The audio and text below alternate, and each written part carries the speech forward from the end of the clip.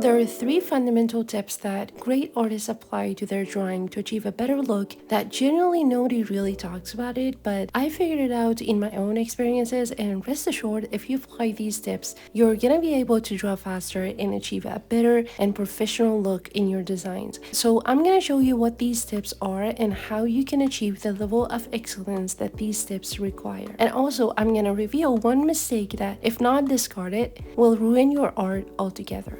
So the first step is making a reference board, which is not something that feels like progress in the design process, but trust me, it's the initial step toward idea generation. And if you don't have anything to get the overall feeling of your design from, then you most definitely can't make it look natural and dynamic. Because the most important part of a design is the feeling that it provokes in the eyes of your viewer. So before jumping into the design process, determine what the vibe of your design should be and how you can actually describe your characters with words. Which lead me into the next stage of idea generation, knowing how to describe the overall feeling and story of your characters. Because you might have gotten a general idea of what you want to draw, but if you try to jot it down and attempt at putting words to it, you probably feel a little unsure about what sort of looks you want to execute. Because the way our mind perceives ideas is ambiguous and unspecified. So by trying to pin it down, you're bringing the idea into reality and making it tangible so that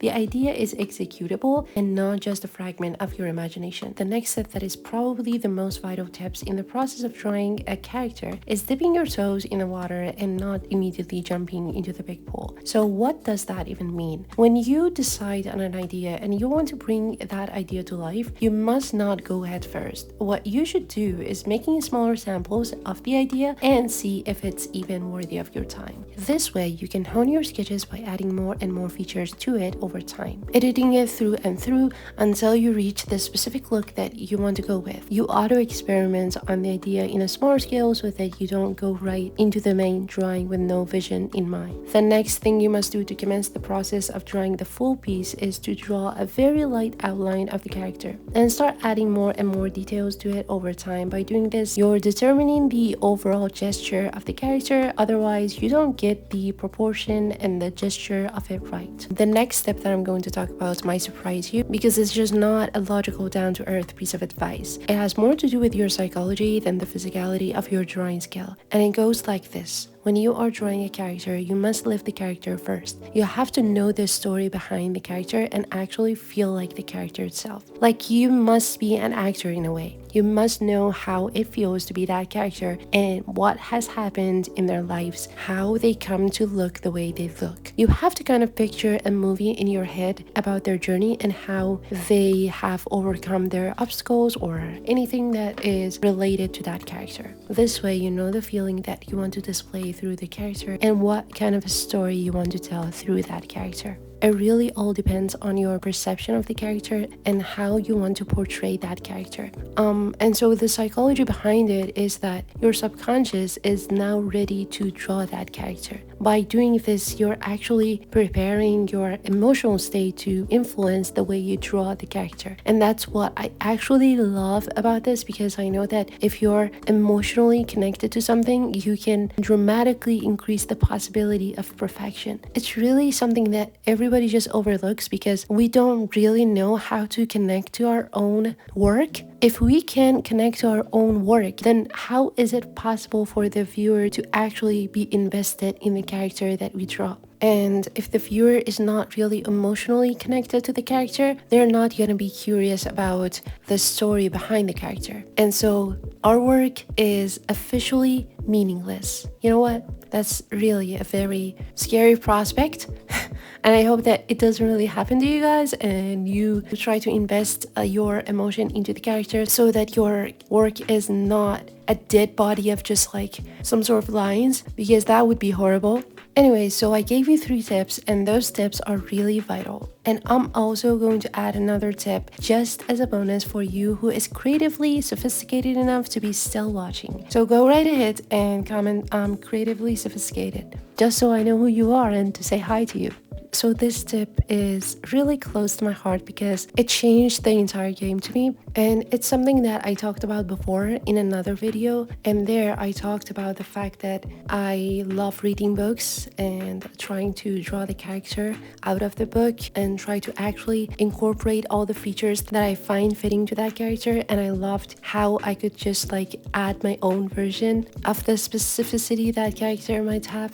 And it's just like everything that I actually talked about in that video is just like super accurate, because I know that like characters that I draw mostly, it's because I was inspired by what I read before, and what I watch, what I read, what I observe, what I actually consume is gonna highly dictate how I'm going to draw. There's no way I can draw something that I was not inspired by beforehand. Like, it's just not gonna happen. Not for you, not for me, not for anybody. We have to consume what we love, and so that we can actually draw what we love. So these tips are actually something that you might find a little bit weird and bizarre, but after trying it out, after really paying attention to it, the fact that you just heard about it can affect you greatly, because I know that I've never ever heard about it before I experienced it myself. And so it can actually impact your drawing in a very grand way. And now it's time for me to actually tell you what sort of mistake I see so many artists make, and they should stop because it's actually ruining their artwork. And it's the fact that most people don't really take into consideration what their character is gonna look like when they are posing in a different way, when they are having different gestures, and like they don't really envision the whole 3D model of the character.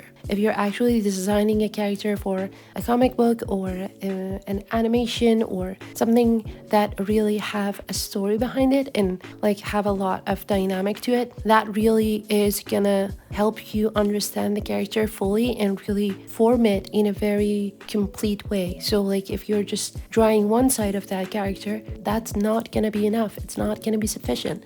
And you need to really understand that there's like a lot of side to that character and a lot of expression, so that you can actually see what that character looks like and how that character reacts to every situation that they are in. And I think those tips are really important to take into consideration and implement in your drawing.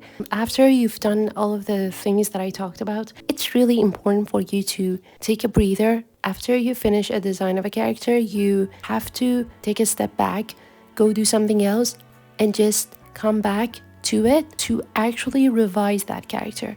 You might not notice the flaws that that character might have when you're actually in the flow of it, but when you distance yourself from it and go do something else, you might be able to see something that you were so blind to. It's really important for you to actually take a break. And by taking a break, I'm not talking about sitting in your living room and maybe watch the floor or the ceiling. I'm not like talking about idleness. I'm actually talking about something that can refresh your mindset and it can just feed into your creativity much more. Like doing something creative that doesn't involve drawing, like writing maybe, or cooking and baking. For me, definitely it's making cookies. I love how creative the process of baking can get, the way I can change the recipe to make it healthier or more delicious. It's just another creative outlet that lets my mind roam freely again. And I recommend you to try it once. Try to take a recipe and make changes to it to suit your taste bud.